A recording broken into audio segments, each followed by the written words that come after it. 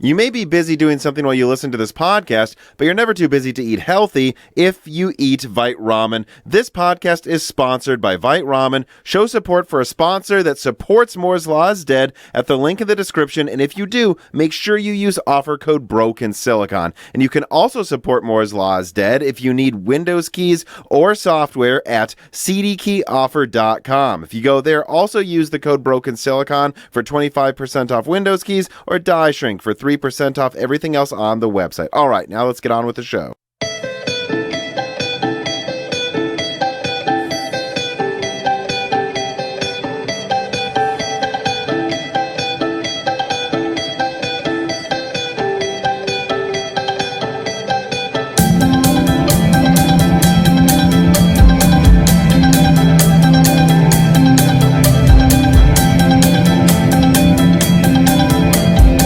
Welcome to Broken Silicon, a gaming hardware podcast. I am your host, Blackwell Tom, and I'm joined today by my co-host, Zen 5 Dan. Zen 5 Dan, which, this is the, for everyone listening, one of the banked, pre-recorded podcasts that we are putting out. Well, we are trying to get a week or two off this year before Nvidia makes it so that I think we can thank AMD for making our break shorter on the one end by launching RDNA 3 so late in 2022. We can thank Nvidia on the other end for launching the 4070 Ti right when we get back. So thank you for both of them. But we're trying to relax while this podcast is coming out. This was, pre-recorded. And so it's mostly focusing on things coming out in 2023, but I don't think we should be afraid to talk about other things coming out right after that as well, like RDNA 4 and Blackwell and Zen 5. So, which I think we will get firm rumors of what those things are by the end of next year, wouldn't you? Especially, I'm sure, yeah, or relatively firm, yeah, I would guess so. But let's just jump right into it. I think we want to try to avoid being hyper specific about specs and stuff moving forward, because God knows over the 2 weeks we're off that some things could change. But I think that there's nothing wrong with us talking about the releases we know are coming out next year and beyond and what we're hoping to get out of them.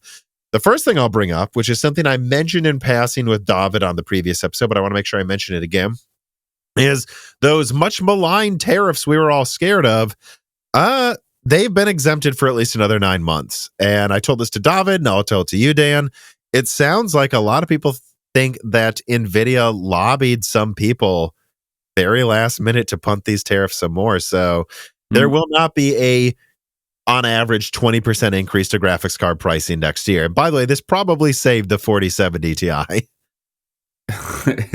Yeah, that would look really bad if the 4070 Ti had to launch and then suddenly everything in pricing jumped up by like 10 or 20%. Now, the unfortunate thing is, what would it be? It would have been episode 184 that we recorded. This came out like an hour after we were done recording or something. So I know we talked about tariffs in passing, and I know I brought it up in Can AMD Fix RDNA 3 and what went wrong. But I want to point something out here, guys. I have emails of AIBs warning their retail partners that if they want to keep graphics card prices at the current sold to retailer pricing, they had to order by like December 15th. So this was a thing AIBs were pushing. In fact, one of my contacts said he's lucky that his location was considering overstocking cards to avoid tariffs and decided not to last minute. And then 12 hours later saw, oh, the tariffs are exempted. Thank God we didn't make a bad decision there. Yeah, that would have sucked if they wasted.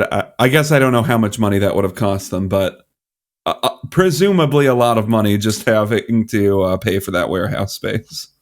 Right, but or storage space in general. It's warehouse or wherever the storage is. Yeah, riverboat space. Maybe they store all their graphics cards on a riverboat. Maybe they keep it hidden in a casino or something. Maybe they have a secret casino. Probably not. But yeah, I mean, I thought this was an important thing to bring up for two reasons. I'm sure in the previous episode there will be plenty of people typing in all caps, the tariffs were not gonna. Yeah, but guys, any decision making AMD made about shipping RDNA 3, they didn't know these tariffs were going to be lifted this was definitely part of their calculation in trying to last minute ship in RDNA 3 at the end of December, which we're seeing. The XT keeps arriving in stock on Newegg. The decision making to rush the RDNA 3 launch, it was affected by these tariffs, guys. I'm sure of that. And AIBs were freaking out about it. The fact that it changed last minute just means, I don't know if we should say Nvidia got lucky. Nvidia got their way, and it still affected everything that went into decision making. But this is good news. This means that I really do think, which I guess this can be our first conversation here, I really do think prices are spiking slightly right now because it's the holiday Christmas rush. I think they're going to go down more in Q1. I think so, especially in the high end. Yeah, I mean, there's seems to be a lot of disenchantment with the offerings, with the new offerings other than the 4090 right now. So, maybe the 4090 will hold its price, but I think that one can, yeah. I would imagine Ampere, the rug, is going to have to be pulled out on pricing with that at some point. I think RDNA 2, depending on the card, is fine right now. Maybe needs to go down a little bit. And then RDNA 3 and like the 4080 crap, we'll see. But I don't know if prices, especially on like the 7900 XD, can hold forever if no one is buying those things. Yeah, I think the XTX and the 4090 will hold their price. And I think that, me and David were talking, and I put it to him this way, and I put it to whether it's the 7900 XT or the 4080. Dan, can you see 20 million gamers saying, I'm going to go buy a 4080 for $1,200? I know some may be buying them now. No, I don't know. How many can I see a few 100,000 say I'm going to pay $1,600 for a 4090? Yes. I cannot see like 10 million people going out and buying the 4080. They're going to have to lower the price. Yeah, and if they do lower the price and it goes all the way to like, crossing my fingers, all the way down to like 1,000, well, then that will have a knock-on effect and hopefully force the like XTX price down, because at $1,000, I think it becomes more of a debate which one of those you should get. But right, and I think we're going to get a pretty big canary in the coal mine on this one with what Nvidia does with the 4070 Ti, because it's actually quite an interesting thing to think about. On the one hand, RDNA 3 has fallen short, but I do think AMD is going to be able to improve it with drivers by at least 10%. And God knows what we've seen out of clock speeds. There is room, if they add more Infinity Cache and clock at 10% faster, they can bring out something 20% better. So if you're NVIDIA, I don't think you want to be cocky and look at the 4080 and say, oh, well, AMD fell short. But I don't know, because the canary in the coal mine I'm bringing up is if the 4070 Ti is priced at $900 or frankly, even just $800, I don't know, guys. I think we're just going to see a spectacular thing happen where maybe consumers reject it again, or Nvidia really. I think Nvidia, that would be Nvidia seeing if consumers blink, like they're playing chicken. They see that gamers are still running towards them on the road, on the bridge with the 4080, and we didn't flinch. Now they're going to say, well, will you flinch at this? Well, because maybe Nvidia just wants to send a message. No, we really are raising prices. Deal with it. But I don't know. That's the only reason I could see them doing that. That's kind of what Jensen Huang said when people were mad about pricing. So we'll see. Eventually something will have to give, and they'll have to lower prices, or, they're just going to have a bunch of stock of 4080s and maybe 4070 Ti's, depending on how much they decide to test what we'll put up with. But something has to give, or they're just going to say fuck it if they can't and release weaker cards at some point, because this crap where we're getting, it isn't working for consumers. So like, you can't just tell us this is going to be $1,200 if no one is going to buy it. Yeah, something will have to give. And that's why I say, or I will be impressed by Nvidia's shrewdness because they can totally afford this. The 4070 Ti costs less to make, I believe, probably a little less to make than the 3080. There's no doubt in my mind they can price this at 700 and have decent margins. If they price it at 700, they would just say, and you're fucked, AMD. Mm-hmm. And they have this opening. AMD, we all thought Nvidia left AMD the biggest opening ever. Well, AMD swung and a miss. Now Nvidia has the move for a follow-up punch. If they make the 4070 Ti 700, which granted, everyone, I think it's sad. That's what we're hoping for.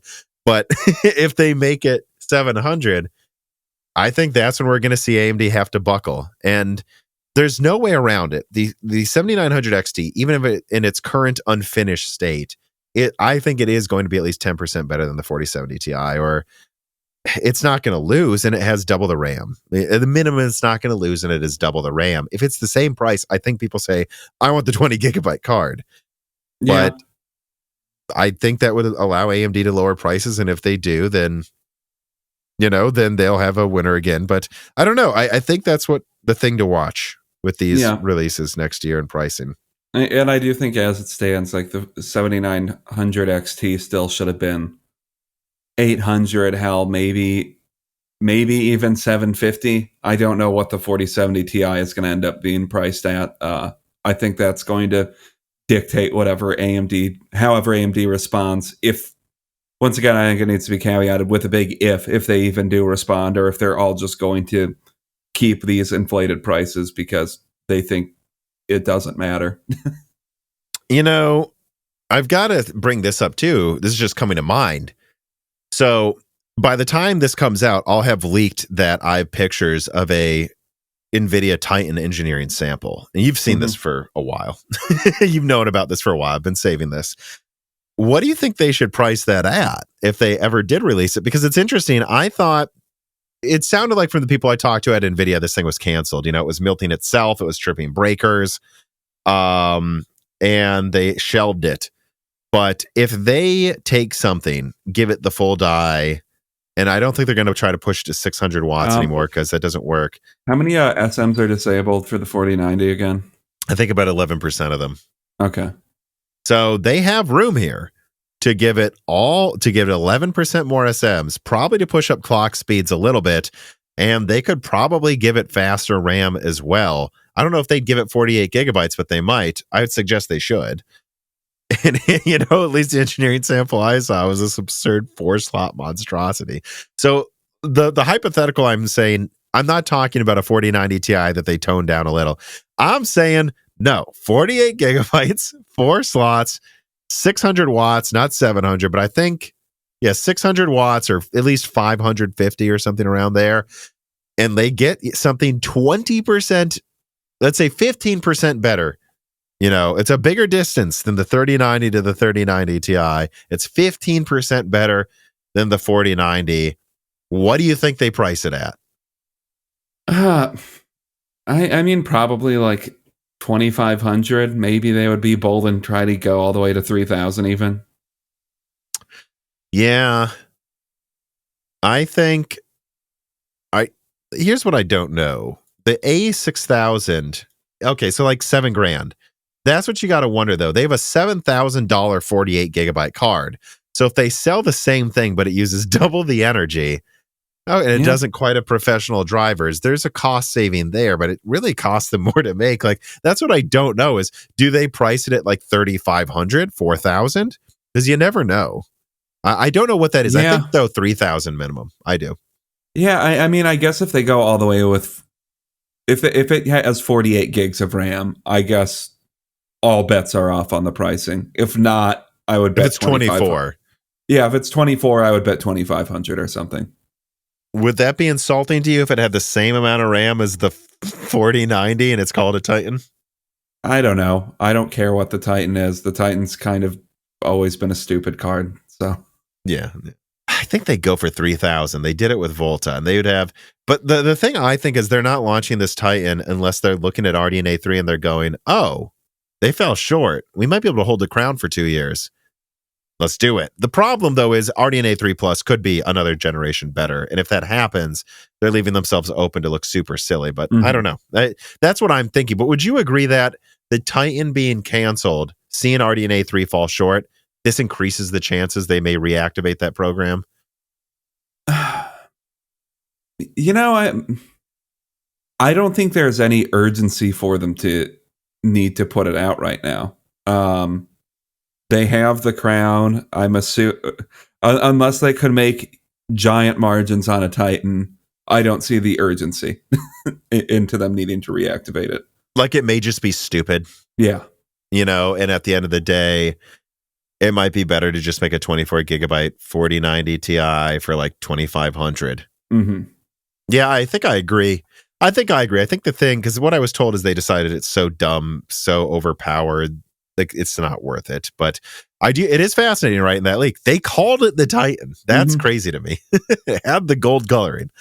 All right. Well, let's move on to another thing coming out next year, and let's just make this its own discussion. So, like, not just the i9-13900KS, this 6 gigahertz, thing that we already talked about that I leaked when it's coming out.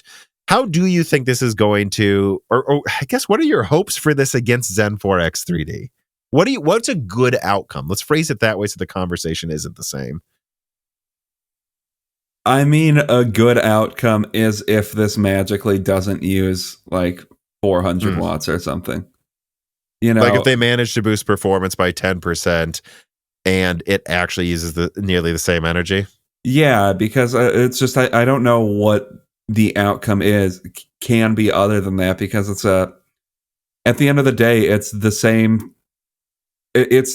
thing, but overclocked. So I would guess it's a slightly higher bin version of the same dies. So how much better can this CPU be? Like, it's not like it has any new bells and whistles like the X3D variants have. So at the end of the day, the best you can hope for is it gives you like 10% better performance and doesn't go absurd with energy usage, or I should say more absurd with energy usage. Yeah, I mean, I agree.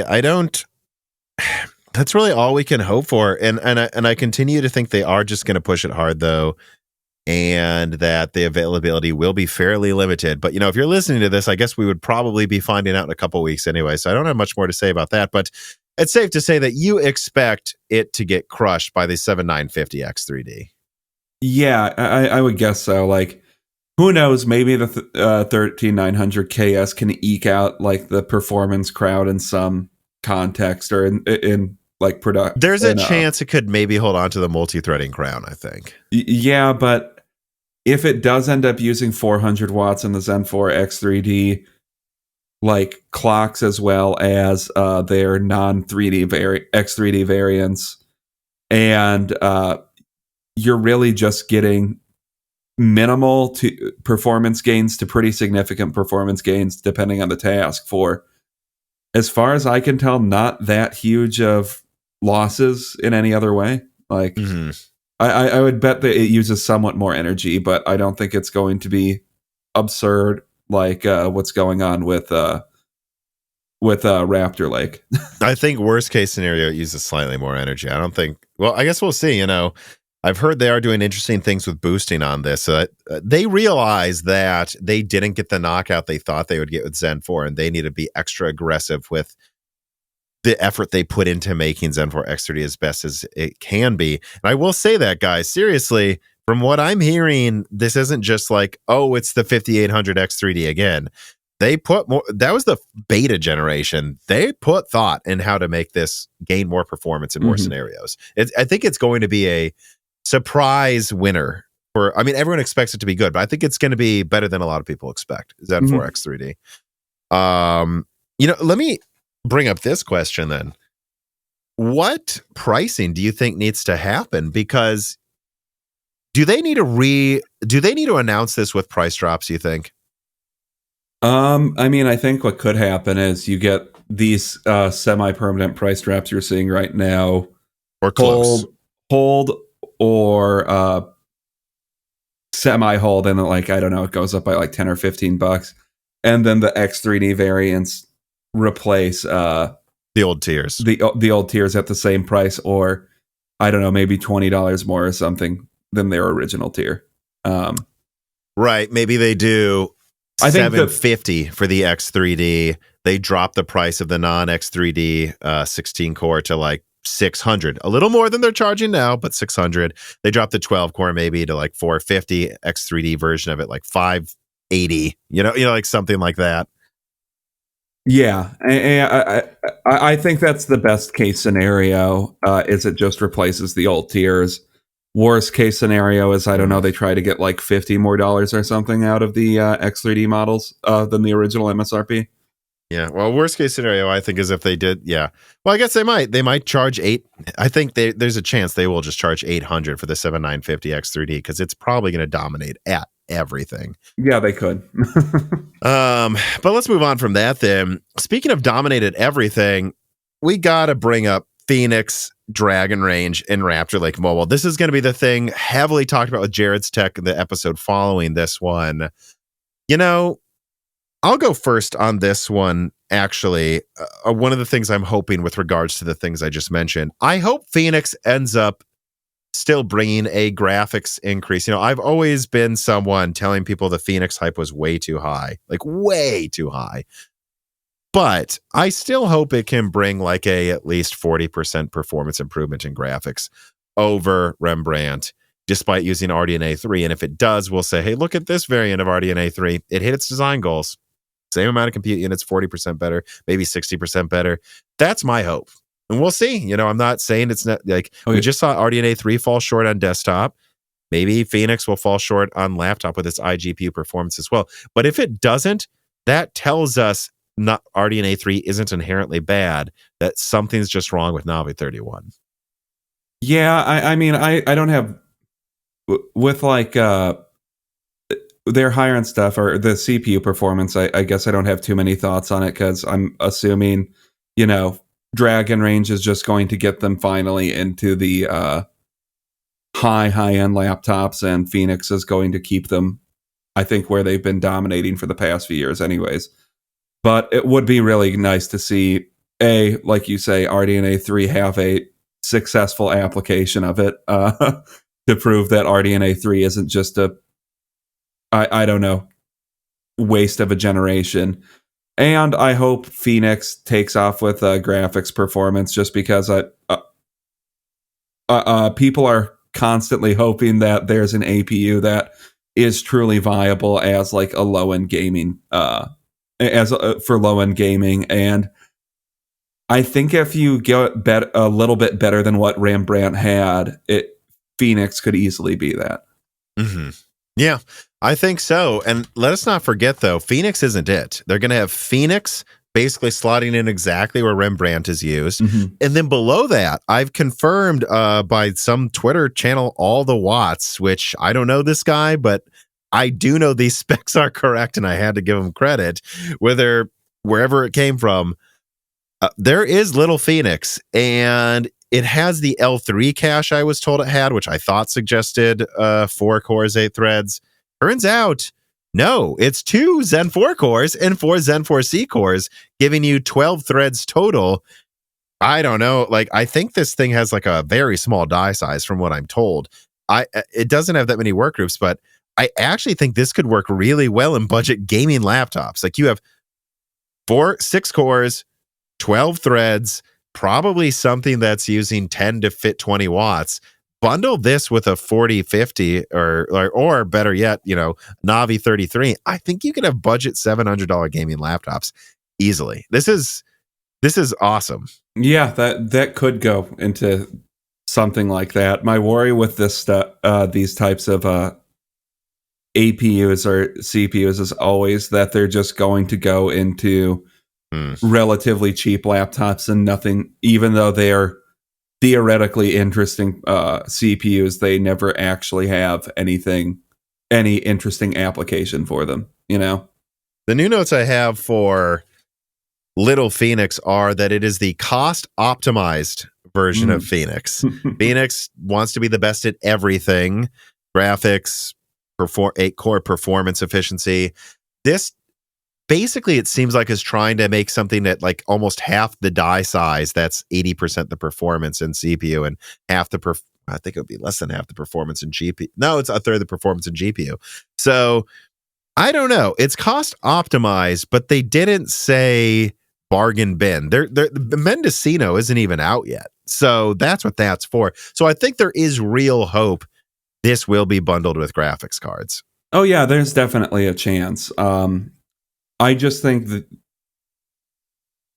I just always feel that mobile CPUs are advertised for these types of things and they don't really go into that many products that they discuss in their marketing, or they don't go into many of the types of the products that they discuss in their marketing, and they kind of just get slotted in and like, I don't know, in a cheaper Asus ZenBook or something. Yeah, I guess the other caveat I will put about Little Phoenix as well is it sounds like it might be coming out, and I think I probably said this in my Little Phoenix leak. I don't actually remember if I touched on it either way in that original leak. But it sounds like it might be coming out after Big Phoenix, like maybe notably after it. So there's always a chance Phoenix comes out first. Actually, now that I'm saying it out loud, this makes sense. They keep selling Cezanne and Rembrandt in the low end or in the bottom half of the stack. And then once that stock's drying up, that's when the Little Phoenix comes out. Yeah, that makes sense. I think that's probably what's going to happen. But no matter how you put it, though, Little Phoenix is going to bring, I mean, just fantastic performance for the price and efficiency. Then Phoenix is going to take the typical crowns I think you expect in efficiency in laptop, which efficiency just means more performance, by the way, most of the time. And then above that, Dragon Range is just going to take the gaming crown. And I've confirmed recently that Dragon Range X is definitely coming. I said it was almost certainly coming, but now I know that variant is done, and AMD is just firmly wants to take laptop enthusiast gaming this gen. And frankly, I don't see how they can't. Little Phoenix, both on 4 nanometer, chiplet-based 16 cores with Vcache. I mean, they can bring you something that probably has i9 13900K gaming performance and a 65-watt form factor. Intel is fucked in laptop next year. Unless they can pull an efficiency rabbit out of a hat with Raptor Lake Mobile. What we've seen out of Raptor Lake is that I believe at the mobile TDPs and testing, Raptor Lake is wildly more efficient, like crazy more efficient than Alder Lake. In fact, it seems like I don't remember where the inflection is, but it seems like at like 95, like at below 100 watt TDPs, there are some where, if I remember correctly, Zen 4 was only like 20% better or something.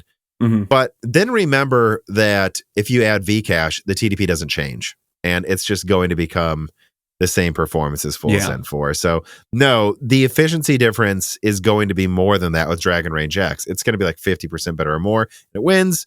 And then below that, you're going to have Phoenix on 4 nanometer that's going to crush everything else. Is actually built, guys, Dragon Range isn't even built for laptop. Phoenix is going to be the one that crushes Raptor Lake Mobile. I just think Intel's in for a very, very rough 2023 when it comes to laptop. And frankly, as we're about to get to most things.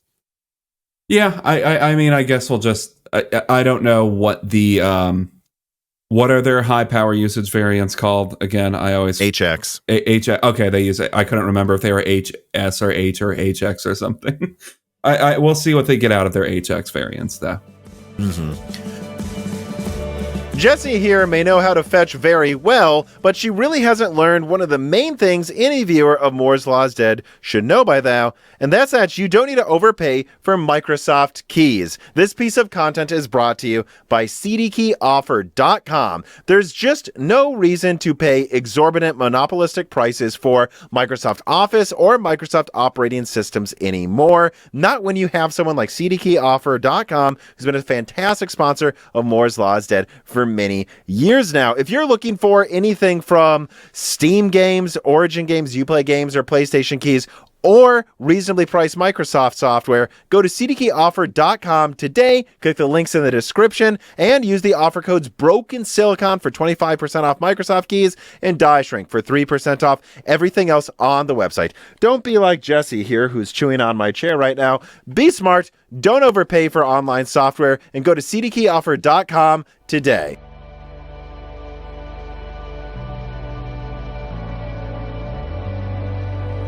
Chris Rich writes in and he says, my old laptop is slowly dying. So for 2023, the potential product I'm looking forward to the most is Dragon Range X. The 5800 X3D was like Zen 4 coming early, and X3D versions of Zen 4 might be like Zen 5 coming early, at least for games. And I think it'll be particularly potent for laptops. I'm assuming it has a reasonable price. Well, we'll see. No promises on that ever. Can anything beat it in 2023? I don't think so. I probably not.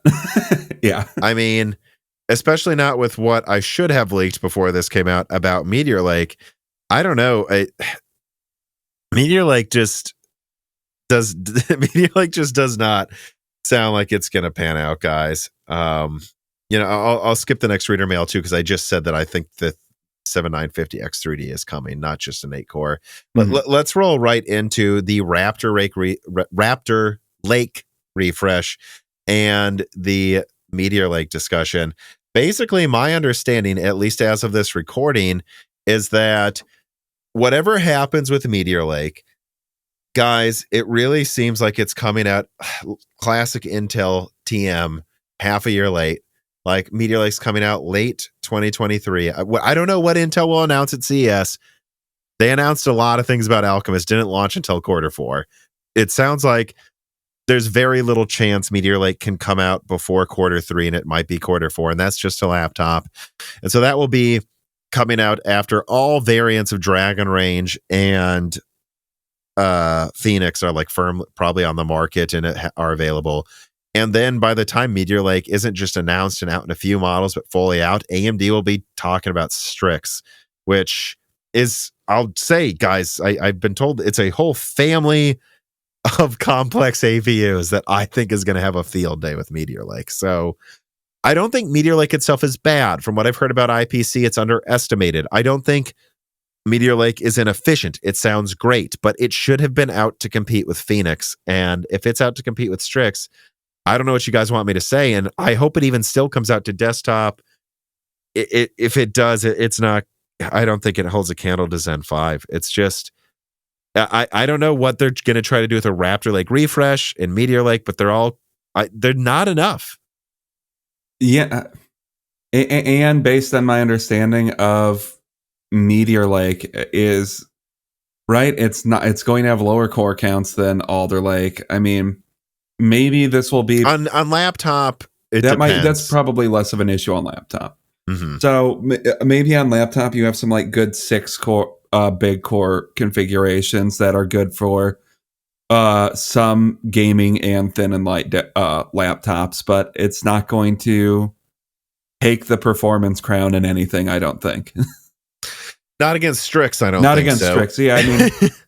we'll see about the others. Versus old generations, there's always a chance it will take over. Phoenix, I think it could be maybe a little... I think it can be competitive with Phoenix, but Phoenix, coming out half a year after Phoenix, who cares? Yeah, I mean, it might beat Phoenix.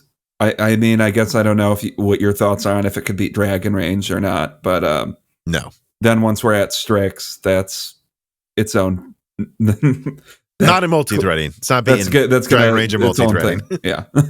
and then Strix is a generation after that, so I think that's already a lost cause. And again, I haven't finished all of my script for the Meteor Lake leak coming out before this, but Dan, it sounds like if it comes to desktop, they might stop at like the i5 tier. So that should tell you everything you need to know about if it's going to compete with Dragon Range, Maybe in gaming, but certainly not multi-threading. QH Freddy writes in and he says, it has been rather quiet lately from the Intel nodes front. What's going on? No news is good news or not? It's too soon for me to say for sure. My update right now is it seems like Intel 4 is not a basket case like 10 nanometer, but it certainly isn't going perfectly. And Intel 3 is having issues. And that's the one they need to get Granite Rapids out on time, or they will be having Emerald Rapids compete with 192 and 256 core variants of Zen 5. So, yeah. Not good. Yeah, so I would say it's not 10 nanometer, but it isn't perfect. And Intel told us they were going to get out like 2 nodes a year for 3 years. Did anyone believe that was going to happen? You cross your fingers when they say that they're being truthful, but I mean, Intel doesn't deliver on its goals in a timely manner ever. So, all right. Not, I mean, yeah, certainly not lately. I don't know if ever, but yeah. all right, let us move on to the next conversation piece, though. Intel Fishhawk Falls. I don't know. This might be announced at CES as well or something. Like, I leaked first the 24 core, then Intel showed off a 34 core. My understanding is that 34 core is coming out after the 24 core. But they have, real generation here of workstation chips. What are you hoping out of Fishhawk Falls? Do you think it's going to be enough to make a real dent? Because I think we agree. Look, Zen 4 X3D is going to crush Raptor Lake. It probably just about everything that people care about will be more efficient. What do we care? But what about Fishhawk Falls? Can this occupy maybe a segment that Raptor Lake can't get to? If it takes a long time for Threadripper to come out, I guess maybe there's some space for it there. Other than that, I really don't know. Yeah, I mean,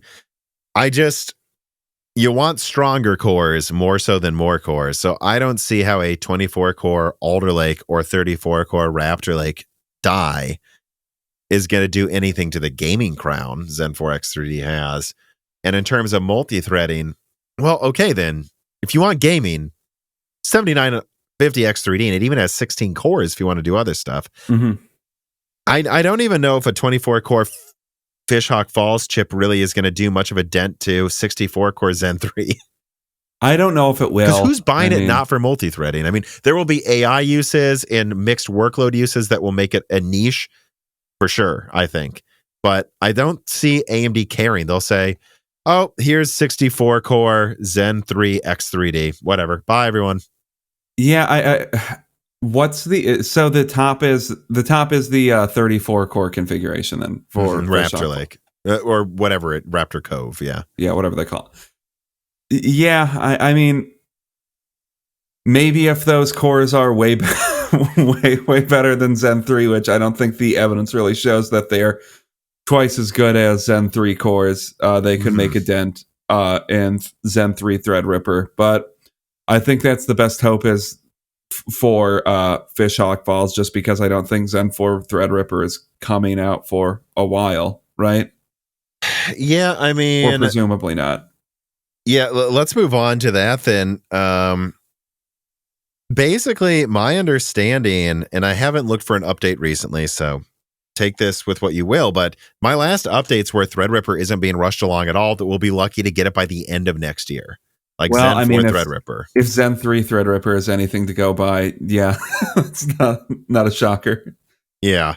Yeah, so I guess we'll see. The one thing I will say, though, is if Fishhawk Falls makes a dent, there is really nothing stopping AMD from launching a 32-core, cheaper workstation variant, that has Vcache. And what do I think will win? 32 Zen 4 cores with Vcache that are likely to be 350 watts, or the 500 watt 34 core Raptor Lake that has to throttle its cores down because of how much energy it's using compared to a 32 core Zen 4 that can probably boost all cores crazy high. I think we know who's going to win that exchange. And so from AMD's perspective, I just don't think there's any argument for them to rush anything right now, especially if AMD thinks they're going to crush Granite Rapids with Turin in 2024. But there's a chance, and I think they're aware of this, that Granite Rapids will be getting closer to their performance than certainly Emerald or Sapphire Rapids even remotely tried to get close to. If you're AMD, maybe you just ignore Threadripper because, hey, this is a war. You can't win all battles with a total victory. This is the last year AMD may have a complete field day in server. It's not saying I don't think Turin's going to destroy Granite Rapids. It probably will, but not as much as now. If you're AMD, you want to focus on taking more server market share. Threadripper almost seems like a joke to bother with. Yeah, I mean, especially when you have maybe Fishhawk Falls is probably going to be better than like a 32 core Zen 3 Threadripper, but that's available. Maybe that's their answer to Fishhawk Falls for the time being if if they respond with Zen 4 Threadripper like at all next year. Mm-hmm. Yeah. Yeah, and I just continue to find it interesting that I hear rumors that Sienna's basically, well, I mean, they've said it, like Sienna's coming out like late next year, and that's also when I hear Threadripper may come out. There's just a chance they're just not even launching Threadripper until Sienna's ready. They don't see a point to competing maybe and using any of the actual Epic chips until they have a cheaper variant. But yeah, I mean, outside of all of that, all I would add on to this is with Zen 5, it occurred to me my last Zen 5 related leak thing, besides I guess I had updates in my AMD Epic and Intel Xeon Mega Leak, I called it. My last focused Zen 5 leak was from 2021. I think we're due for me to really round the wagons on what's going on with Zen 5 early next year. The thing is, I think we generally know what we're getting. 192 cores in server, at least 256 cores for the Bergamo follow-up. An IPC increase that's at least as good as Zen 4. And if you're getting 192 cores in server, I think that would suggest we're getting at least 24 cores. I have to double check because they've tested multiple chiplets, core counts. Like we're getting a core count increase, new accelerators, and a decent IPC increase. So I think we generally know what we're getting, but it's time for me probably to firm this up. Yeah, I mean, then again, like, I guess I don't know how much more new info is out there. Zen 4 is still relatively new at a minimum. That's true. And it has been a conscious decision by me to just, I mean, look, my Lovelace and RDNA 3 videos are getting like 1 to 200,000 views. A focus on that over some early Zen 5 leak. Like I'm disappointed my Panther Lake leak got like 50 something thousand views. Guys, come on. No one else had even said Panther Lake yet. Give me some credit here. But you know, it's so far away that it's probably not worth focusing on yet, but it's starting to get there with Zen 5. And I guess also it's worth pointing out, like, Zen 5, if I think that's coming out like quarter 2 2024. So everything is going to be finalized pretty much in a few months, or like start to really be close to final then. So leaking before things are finalized is also just kind of stupidly risky. Yeah. And I've learned that the hard way a few times this year. Like just stop with the stupidly early. So I've gotten some things crazy accurate really early, but what's the point? Yeah. There's enough to talk about that's coming sooner. Don't guess what could happen if they may end up going with a different design. Yeah. Dino999 writes in and he says, "Hello, Tom and Dan. I didn't really have a favorite product of the year, but instead I had a favorite time of the year. Quarter 4 2022 was a blast. PC parts were incredibly cheap, almost like they were just giving me 6600s for free. I built a few builds with good performance for around $550. The best part was when these companies' greed finally caught up with them with the oversupply. I'm only excited for Phoenix and Zen 5 in 2023. Well, Zen 5 is 2024. It slipped.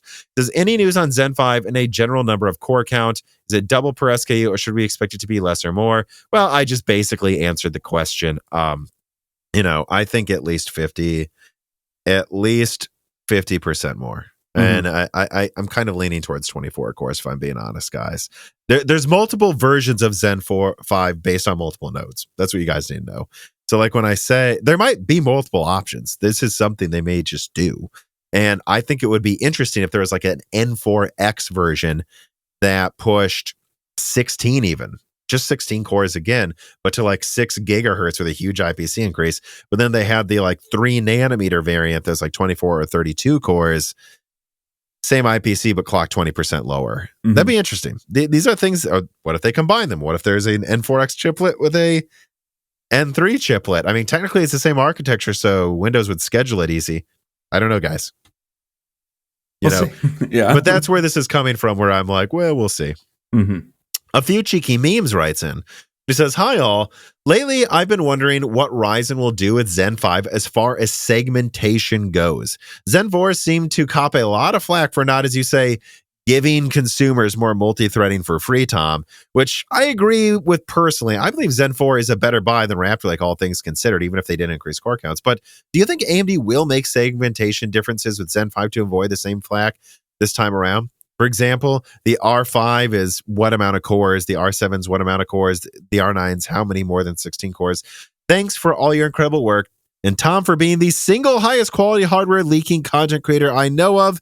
And then also for David, who is just on, for making incredible entertaining content that focuses more on the products people would actually buy instead of the ultra high end."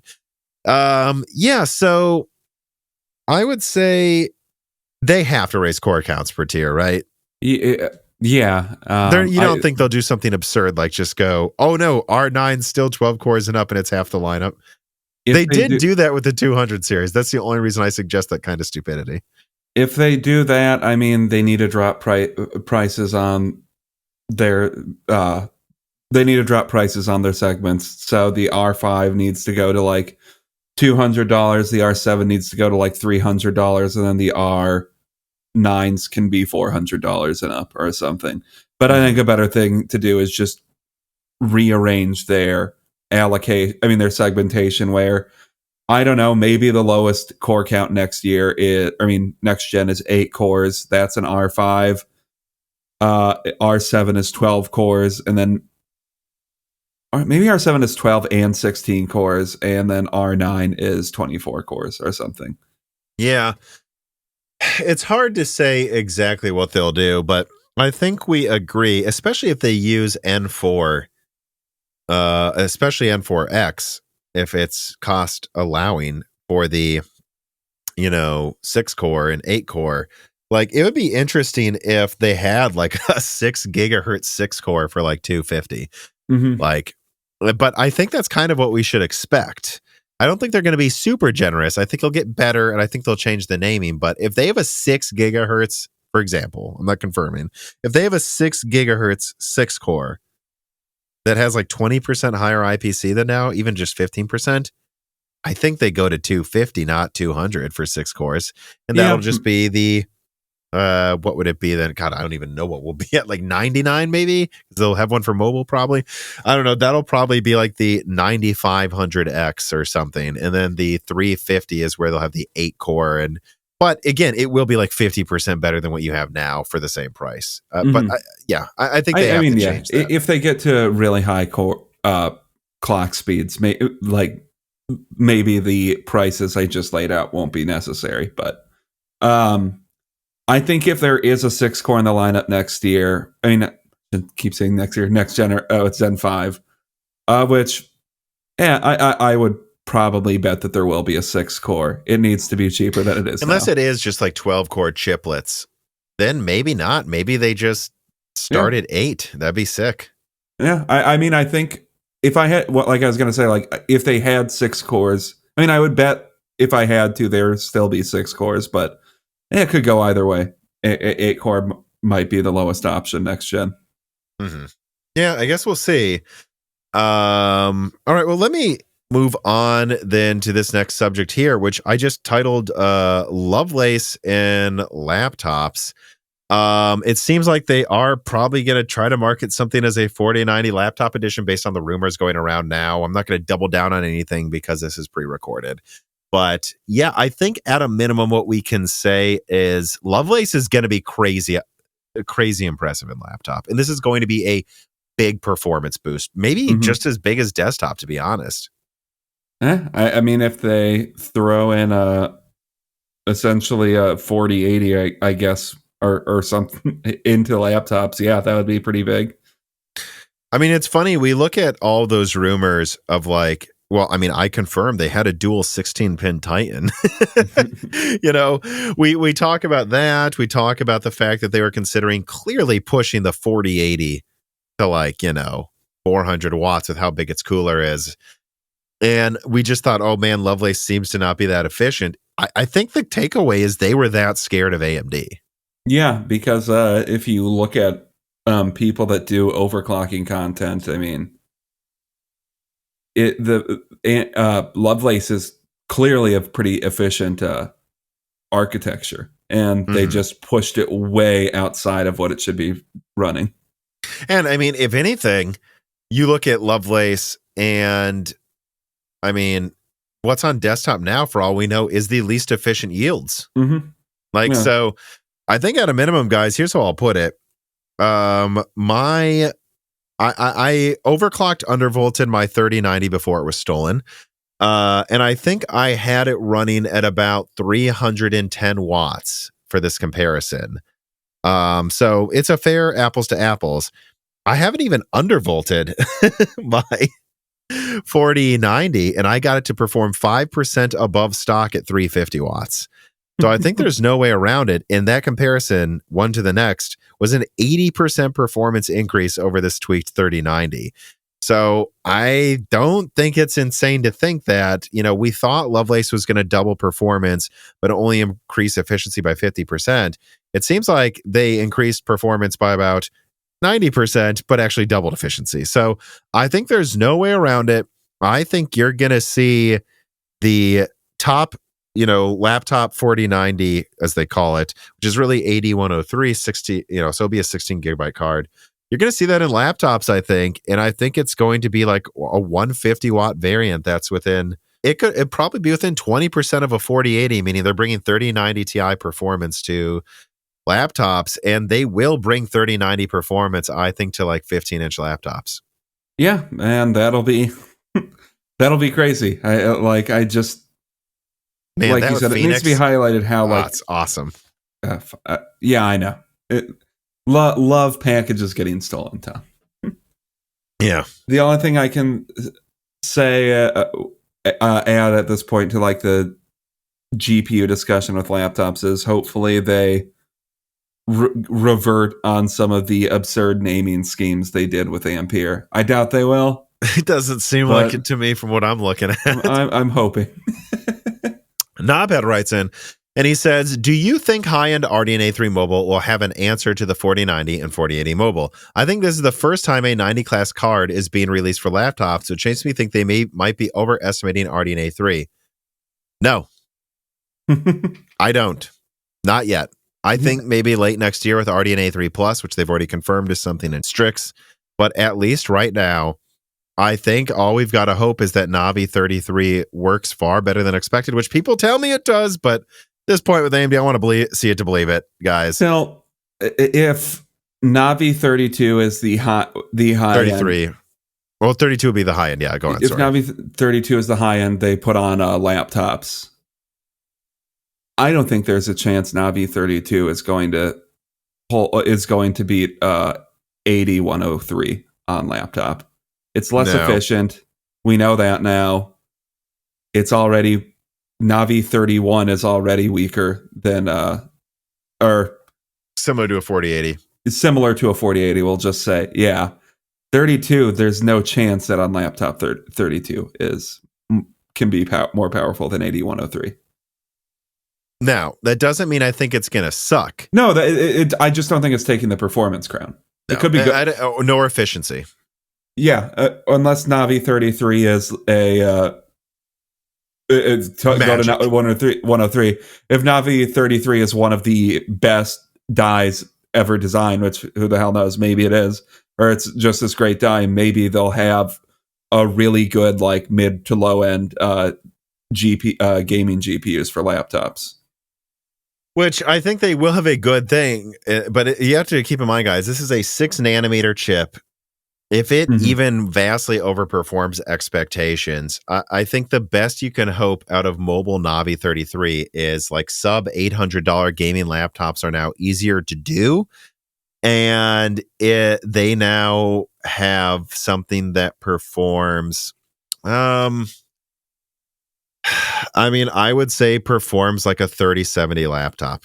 You know, if they can make it perform like a 3070 laptop edition, but it should, but it costs like half as much. And so you can get it into like $800 laptops, 3070 laptop performance instead of $1,200 laptops. That's cool. And I think with Navi 32, if it overperforms expectations, which we'll have to see, I mean, I think, even in laptop, you're going to see something that probably performs like maybe a 3080 at best, or at least like a 6800. And bringing 6800 performance to laptops that previously were probably just given like, Navi, 23 options or something, like 6700M. So you're getting 6800 performance instead of 6700 performance. That's an improvement. And don't forget, Navi 32 has 200 millimeter squared to 5 nanometer and only 4 of those MCDs. So we're talking about something that has less silicon overall than Navi 22. Like this thing could be like the same cost. This will be like the laptops right now that have a 6700M. They just got a 30% performance boost with no price increase. So I think it's going to be better. from AMD's perspective next year in laptop. But I think the wowzer moments are going to come from Lovelace, no matter what.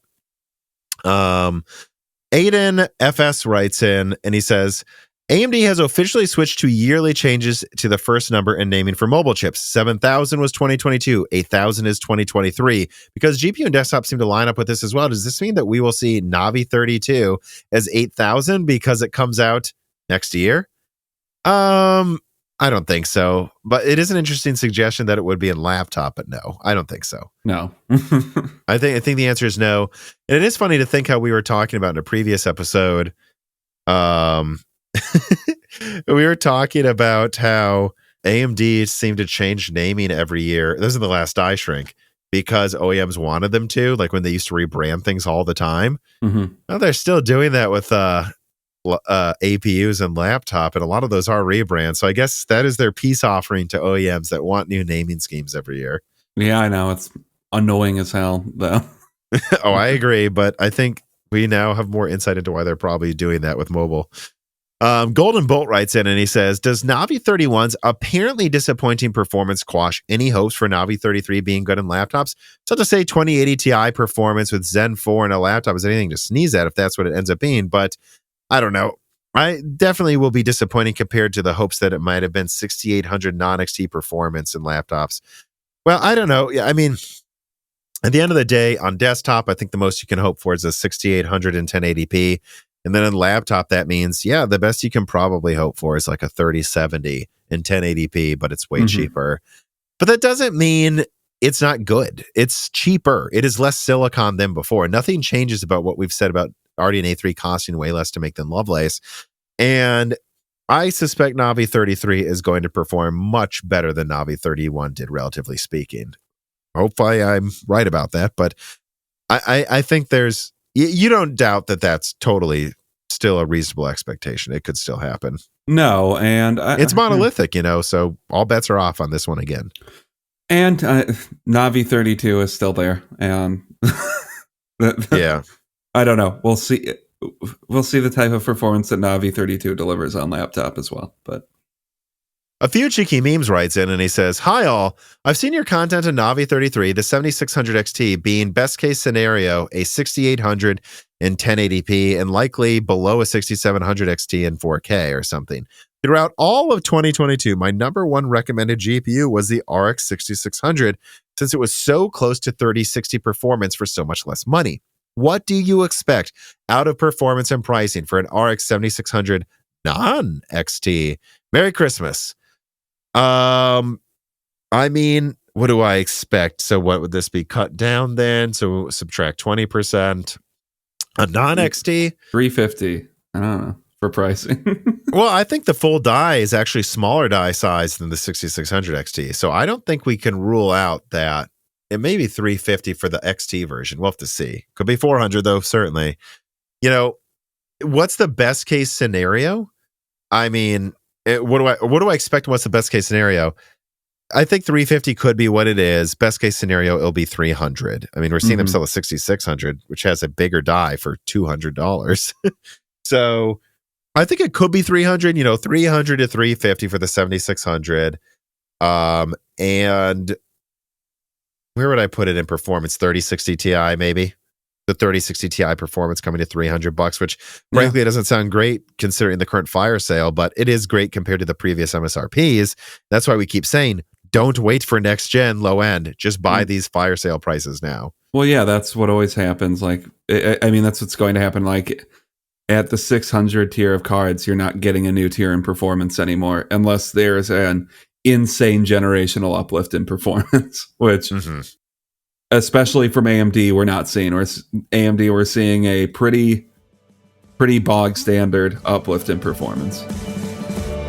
I don't know about you guys, but over the holiday season, I tend to eat extra calories, and Jessie here is no different. She's probably about to go eat that bone right now. But Jessie's a growing girl. She eats as many calories as she can get, and she's also a dog. She doesn't really think about if any of those calories are healthy, unlike probably most of you humans watching who are about to go back to work after the holiday season and want something easy to make that hopefully will help you get off some of that holiday weight. If that's you, consider getting Vite Ramen. Vite Ramen is a sponsor of this piece of content, and Vite Ramen is an American company that crafted a protein and nutrient-rich meal that takes minutes to make without sacrificing taste. You can use their classic packages that make it easy to add protein and ingredients of your choice, or the new Ramen Go packages that let you microwave something quickly if you really only do have a 15-minute lunch break. And Vite Ramen has been an excellent sponsor. Moore's Law is Dead for over a year. They've been good to us. So if you're looking for something like this, be good to them. Click on the link in the description and use the special New Year's Eve holiday code Moore's Law to get 10% off any order and a free package of ramen additionally while supplies last. Go to the link in the description, use the offer code Moore's Law, and buy Vite Ramen today. All right, let's move on here to this question from Brett Summers, kind of wrapping up this section before we get into the more of the futuristic final discussions. He says, hello, Tom and Dan. Kind of an open-ended question here, but I just want to know, how do you guys feel about the overall feeling of the CPU and the GPU market going into next year? Do we finally have competition from all vendors? Are things better? I don't know. I think the CPU market's okay right now. I don't think the CPU market's ever been as bad as the GPU market. The GPU market is right now better than I think it was for the past 2 years, but it's never been worse though, Yeah, so. I think the GPU market is still bad, and I'm worried this is a short reversal that's going to give way to that same trend, back to that same trend of raising prices, because that's what both of them are trying to do at this point. Mm-hmm. We saw, again, Nvidia go out and make a bunch of bumbles. They had problems with 16 pins melting, though it didn't turn out to be a giant issue. It was still a thing that was repeatable by several outlets. They treated their AIB so badly, EVGA stopped making graphics cards, and they so woefully were out to lunch on 4080 pricing that for like the first time in years, a card didn't sell out at launch that's high end. And yet, it just feels like AMD walked out and said, we'd like to fuck up as much as you. Yeah, I know. Like that. So it's hard to say. AMD did the exact same thing that Nvidia did. The bright spot of new GPUs is a 4090, which is a $1,600 card. So I know. I don't think the GPU space is in a good place because it's not where we want it to be. Yeah, because it's just like I'm imagining these cards coming out like the 4070 Ti and the 6800 XT, not 6800, 7800 XT. And I'm just thinking, like, what are those going to be like around a 3090 in performance, hopefully, for, I don't know, 700? Exactly, right. Maybe 900, depending on... if both of those come out and they're closer to like 650 to 700, I think that would be a miracle. I'm not expecting that, but that's what's sad, is it almost feels like a miracle with these pricing gulfs they've created for themselves. But I mean, my guess is the 7800 XTX is going to be full Navi 32, and hopefully it's just because there isn't as much of a power limiter in place. Like, they're going right up against the limits with the other one. They can push this to 250 watts easy and hopefully be 10 to 15% behind the 7900 XT, which would place this thing as being basically a 3090. And then if they put it at 700, okay, 600, it's an improvement, but not a big one. And then, yeah, that's probably going to undercut the 4070 Ti that frankly will be lucky if it's 750. And if they are at the level of it, like a 6900, between a 6900 XT and a 3090, I think that's about what you should expect on average for a new generation. Like, the cards replace the level of performance. Once you're in like the middle of the pack, the cards replace the level of performance of the number above them of the previous generation. So like the 60 of the new generation has the level of performance of like the 70 of a previous generation. If we get that, that's okay, in my opinion, as long as they don't do that and also just give you the price of like those prices of the previous generation. Which that's not going to happen with like the 3090, but it might happen with 3090 level performance. But I could see it happening with like 3070, 3080 level performance, where they just raise the price of the 3060 is now like $550 or something stupid. So, the 4060 is a 3070 level performance for the price of a 3070 is the worst case scenario I could see happening. Well, and let's be very clear about this. You know, if Nvidia actually prices the 4070 Ti at 800 to 900 and AMD actually, well, let's say they get out to lunch again and they try to price Navi 32 at like $800 or something absolutely absurd. Navi 31, only half of it's 5 nanometer, but half of it is 5 nanometer. And that just right there is like a flat, like, I don't know, $40 silicon cost increase. Okay. Then they also have 8 more gigabytes of RAM over the Navi 21 from last gen. Okay, well, then we can also say that's just like a flat, like, I don't know. I mean, I can literally do the math here. So let me just do it. Like, let's say it's 7, maybe even 8 if we're being generous to AMD here and what it costs them times 8.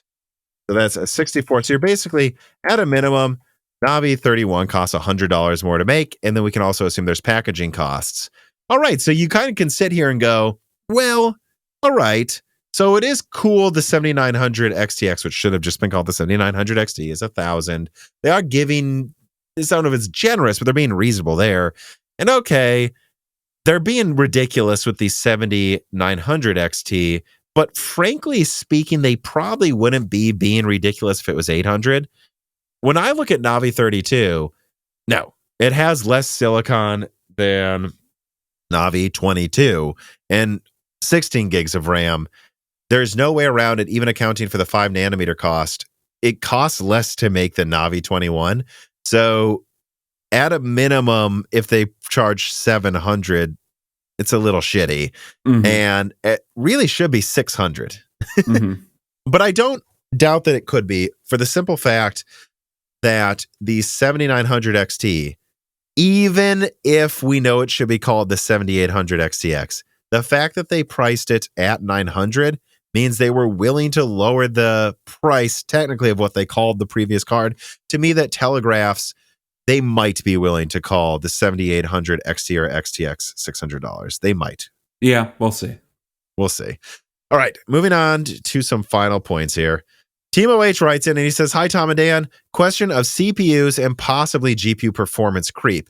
Now that consoles are getting old enough and new gens and PC are coming out, could we see games demanding at least RDNA 2 and Ampere GPUs and high-end Zen 3 in this year's games for PC? Some games already put CPUs in a tough spot like Spider-Man, but granted, those are usually tuned to the max. No, there's no way. I think the new Call of Duty requires like a 1050 Ti. Yeah, no, I mean, I think in a world where GPU performance or increases in GPU performance are slowly becoming less necessary every generation, like I think you could probably go all the way back to Turing for new releases still. Like, you know what I mean?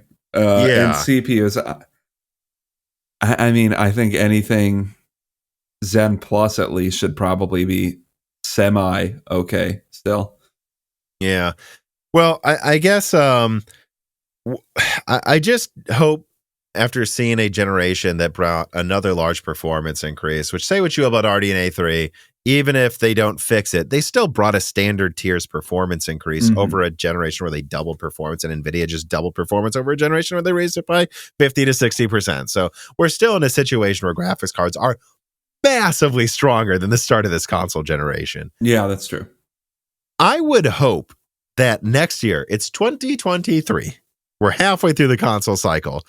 we start to see games targeting PS4 that barely can hold 30 hertz in our 720p.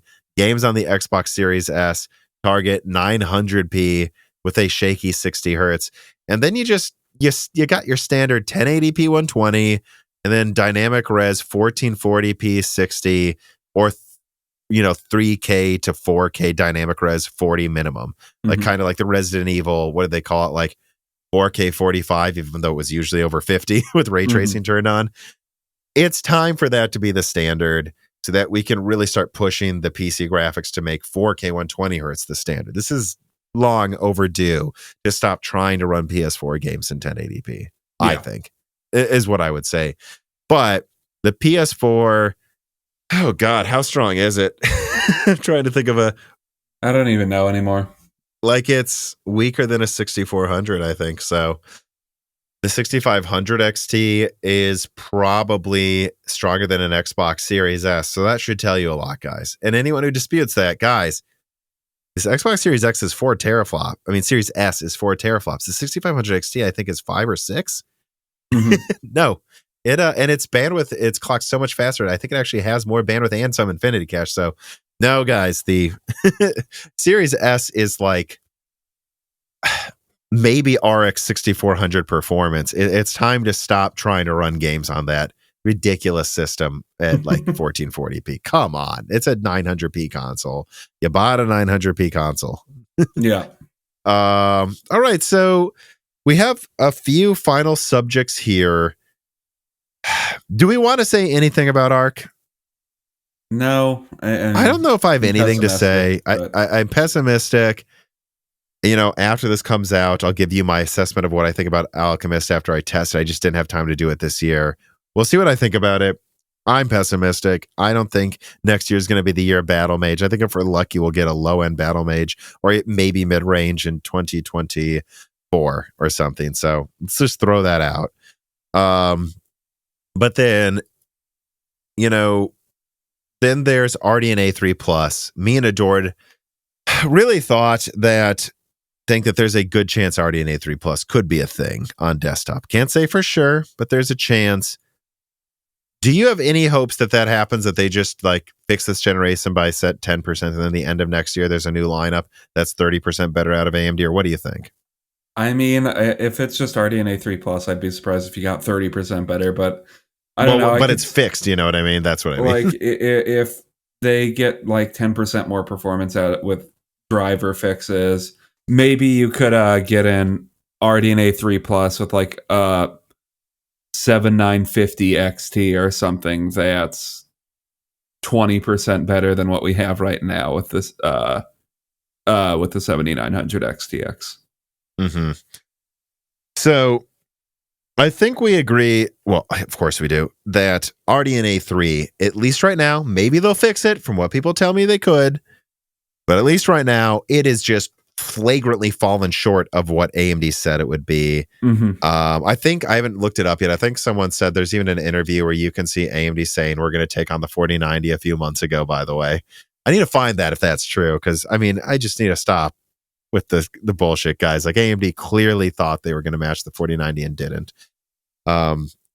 But even if RDNA 3 fell short, are you any lot less optimistic on RDNA 4? And if you are, is it a lot less, or is it just like, you answer the question? I mean, I don't know. RDNA 2, when you show me one impressive thing and then you kind of fall back to previous trends, it's just like, I don't know. RDNA 2, I don't know if it was a blip. I don't know if RDNA 3 is the blip. So, I mean, I would say I'm less confident in RDNA 4 now. But yeah, which one's the blip? We don't know. That's a good way to put it, I think. It just felt like everything was getting better every gen, though, gen after gen, going RDNA 1 to RDNA 2. But I guess 2 data points does not make a trend. Yeah, and RDNA 1 wasn't bad either. It was like AMD's saying we're going to be resurgent. And then RDNA 2 came out and it was like, look it, we're resurgent now. And RDNA 3, they're more or less holding they are at the high end now, when a lot of people would say that they really previously were only getting to like maybe low high end to mid range a lot of the time, versus Nvidia, but they're now competing with the 4080 again. They're not competing with the 4090 really, where At least not yet. the 6900 XT, I think you would clearly conclude that the 6900 XT was weaker than the 3090, but Eventually, at launch, it was actually they were close. Ampere aged well. Yeah, they were close for most of the time, and I would still say at the end of the day, the 6900 XT is a 3090 competitor. Mm-hmm. Yeah. Even if Ampere aged well, you wouldn't say the 6900 XT is all of a sudden a 3080 competitor. Yeah, It's 60% more RAM, 1440p. It's still bloodbath in favor of AMD. yeah. No, I don't know if bloodbath wins by 5 to 10%. You know, I keep forgetting that's the generation where everyone freaked out over 5% performance wins. Yeah. Well, I guess this is something I discussed with Adored, and I just kind of want to get your opinion on it before we say goodbye to this episode. But like, I just don't see where Nvidia goes from here, because from what I'm hearing, Blackwell is like an 800 millimeter squared 3 nanometer chip.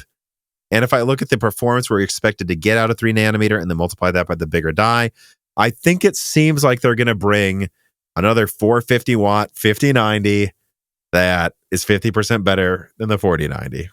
Well, if that's what they do, And it's going to cost a shit ton. if they can keep it at $1,600, cool. If they can't, I think people will stop caring. Oh, God, I just realized something. What? Yeah, look, I don't remember what the BOM cost probably is for the 4090, but I would suggest I remember it being like around, it was a lot. It was probably around $800 to $1,000, meaning, oh, don't worry, they're making Nvidia profits, 60% profit margins minimum, maybe even a 100% margin on the 4090, right? But the 4080, I think, costs more to make than a 3080, but maybe like 20% more. The thing easily could have been $900 or $1,000. Do you think they priced the 4080 $1,200 preemptively because they know there's no fucking way the 5080 is below $1,200 given the cost of 3 nanometer or N4X if they use N4X too? I don't know. I mean, maybe there's always the chance, but it's also them just seeing how much more can we get out of people, you know? Yeah, but it's funny if I think about what the cost is to make Ampere, which it's still kind of hard for them to sell below those MSRPs, by the way, from what I'm told. Then I'm like, okay, well, that means the 4080 could have easily been $1,000, probably $900. But now if it's on N4X and the dies are now twice as big. Mm-hmm. No, I don't know. They might want it to be $1,200. Maybe maybe it's just getting everyone used to $1,200 in the 80 class, which they desperately wanted to get it to for the longest time. Yeah. I don't know. It's something I'm thinking about.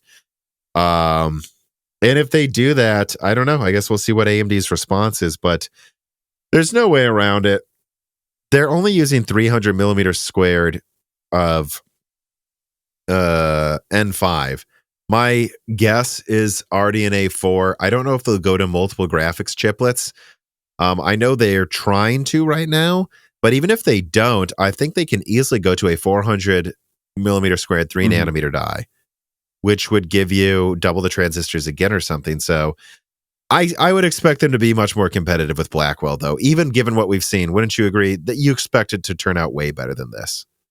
Yeah, probably. I mean, I'm just more doubtful than I used to be. Yeah. Which, you know, why wouldn't you be? Mm-hmm. But I don't know. I stand by whatever performance estimates I said for RDNA 4, at least a 50% increase over now.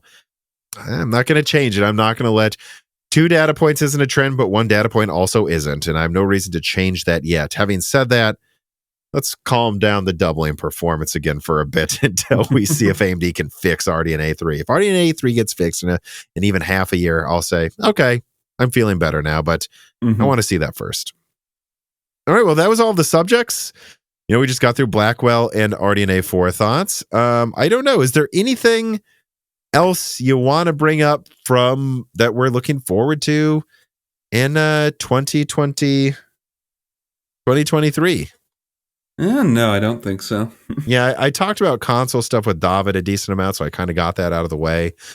I think no matter what, there's going to be a lot of interesting things launching from everyone, including the console manufacturers next year. And this is going to be another fascinating year of discussion. So all I can say is this should be coming out right after New Year's Eve as the first content drop for Moore's Law is Dead in the new year. And thank you so much for supporting us. If you got this early and ad-free, you're on Patreon. If you didn't, you could have if you were on Patreon, guys. And we're working to try to get Patreon video moving now. There's like a thing going on with that I'm trying to get into, like a new program they've got going on. So that's going to take more effort, though. All of this constant content that we had come out over the break is only possible because there's patrons telling us it's worth our effort to put out that extra content every week of the year. So remember, if you want more content, if you want the content to get higher quality, if you want more leaks like that Titan one, which was only safe for me to show because I have a renderer, I can now pay some money. Frankly, I think it's so much work, and we want to hire so many people to make it easier on everybody on the team. Remember that we can't do more unless you support us on Patreon. So please do. If not, we do understand, though, of course. Like, subscribe, share, subscribe to Broken Silicon on podcast apps as well. Give us a review on Apple Podcasts. Tell your friends about us. I don't know, everybody. That's all I got left to say here. I'm exhausted from this year. I'm ready to talk about another year. And thanks for listening. Yeah. Bye, everyone. This podcast was brought to you by the YouTube channel and website Moore's Law is Dead. Moore's Law is Dead and Broken Silicon are trademarks of their creator, Tom. That guy is me, and I am indeed the creator, editor, writer, and showrunner of Moore's Law is Dead podcasts, videos, articles, and other media. However, I don't do this alone. Moore's Law is Dead is a team with Broken Silicon co-hosted by my brother, Dan, audio editing by Gerard Cortez, and special assistance by Carbon Cry. Find all of our information, including the information of sponsors you can support, at www.mooreslawsdead.com. If you would like to send fan mail or hardware to us, please mail parcels to Moore's Law is Dead at P.O. Box 60632 in Nashville, Tennessee, zip code 37206. And speaking of fans, patrons are what makes Moore's Law is Dead content possible. The aging business model of spamming ads all over the content is dying. The future of media will be built on fans paying for the content they actually want to exist. And so if you have the extra money, but only if you do, please consider supporting us. For just $2 a month, you get access to the exclusive podcast Die Shrink, voting on subjects of future podcast episodes, the ability to have your questions read aloud on Broken Silicon, Die Shrink, and Loose Ends, and of course, access to the Moore's Law is Dead Discord full of like-minded people who would love to meet you and talk to you about computer hardware. I am one of them. Additionally, higher tiers get access to ad-free episodes of Broken Silicon, the entire back catalog of Flyover States podcasts and other projects Moore's Law is Dead has done, and thanks in the credits of videos and other perks as well. And hey, if you can't afford to support us, please do share Moore's Law is Dead videos and podcasts with friends and family on social media, Reddit, and forums. And give Broken Silicon a 5-star review on Apple Podcast or your preferred podcast app. All of this really does help so much. And if you'd like to advertise on the podcast, hire Tom for consulting, or are a person of interest who would like to be a guest, please reach out to the email address mlhbdead@gmail.com. But as I said, this podcast would not be possible without its patrons supporting it, and so now it is time to give a personal thanks to the greatest of the fans. The following supporters are at the 10 gigahertz or higher producer levels: Brad Medlin, Drita Full, AV, Anthony Greffa, Greg Batecki, Muhammad Al-Hawari, Brett Jones, Aaron Close, Little Germany, Jan Roundiel, Daniel Hyde, Shredbird, Brian Riggleman, Dr. Foreman, Sam Miller, Deke, Josh Law, The Mechanical Philosopher, Terrence Herod, SNAS Chalmers, Tom Bailey, Greg D. Wanchik, Andrew S., Frank Zielinski, Daniel D., MJB1, Eric Jackson, Justice Brennan, Sammy Good, Valco Malev, The Boss Haas, Nicholas Buckner, Spamfum G. Spamfum, Jonathan, Lord Starstream, General Drips, Blake, Mexico Frederic, Matthew Lazier, Jensen Wang, Nathan Mose, Aziri, Gregory S. Acker, Dominique Koch, Jake Dude 23, Jake Martin, Cameron, Christian Lavoie, Hard4Room.com, Original Ross, Zlicky, Lance Passer, David Cowden, Ricky Tan, Christopher A. Butler, GZ Ziggy, Sarcastra, Stefan Hart, David Sebastian, Meat and Pork Stew, Tim Robb, Luis Correa, Ian Clifford, Jesse Jaskowiak, Travis Gooding, Holden Mobley, Nanyan, Chris Rich, Deepest Learners, Mads, Zuzu Taylor, Stephen Coates, Michael McGee, Chuck Glidden, Samuel Malotz, Greg, AWS Danny, Patrick Groh, Able Chief, Brett Summers, Milton, Stephen Dick, Tommy, Kunden, Brucha, Mark Mitchell, Mac Daffy, Delmain Peterson, James Anderson, Marshall Pierce, Mark Raidmaker, Dave Schultz, 3S Boy08, Hal Buma, Nerithiel, Matthew Landavaza, Stefan, Cole Attic, Henry Zhang, Judson N, Heath Moore, The Grid, Michelle Pell, D31337 Antics, Joseph Kelly, Noah Nicolella, Hexa Puma, Chrysantine, Jerem Ferriera, Mayor, Keith Moore, Kita Abdul Kadar, Precision, DNA Tech, Radeon Technologies Group, John O'Shea, Royce Meyer, Charles Russell, Reginald Ari, Slushbot, Teak Autumn, Jackson Miller, JSMMH, Neith Rizink, Mean Dean, Cal, Andre Shox, Gaiman Since Reagan, Jeff Sadler, Jordan Simkovic, Loophole 35, Winstar, William Welpe, James I. Raider, Corey Leonard, Nalima, John Shim, Justin Bussell, Kelvin, Austin Hagerty, Roger Davies, Shay, Julian Leaked, Corey Chappelle, Evan Dingle, C2, John Iverson, Samuel Park, Aaron, The Eternal Dreamers, Jansen, Angima, Mark Central, Derek Lambing, Michael Forzenpors, Himsa Gunn, RB Racer, Space Channel 5, Jay Terrino, and of course, thank you to Sahara for the music.